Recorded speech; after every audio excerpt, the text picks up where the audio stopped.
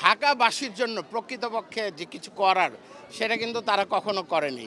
আর দীর্ঘ ১৭ বছর আমরা বঞ্চনার শিকার ছিলাম, বৈষম্যের শিকার ছিলাম।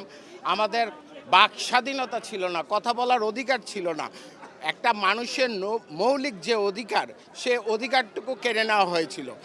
আর যেহেতু ভোট ছিল না, তারা বিনা ভোটে যারা রাষ্ট্রীয় ক্ষমতায় ছিল, তাদের জনগণের কাছে কোনো দায়বদ্ধতা ছিল না।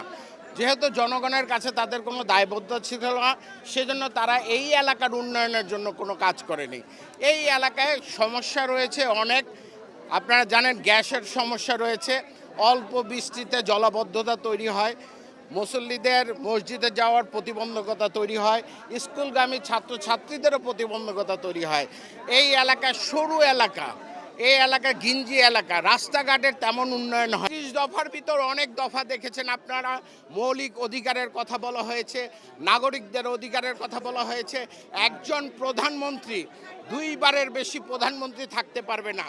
যদি একজন প্রধানমন্ত্রী দুইবারের বেশি প্রধানমন্ত্রী না থাকতে পারে, তাহলে কিন্তু সে যে স্বৈরাচারী মনোভাব তার ভিতর থাকবে।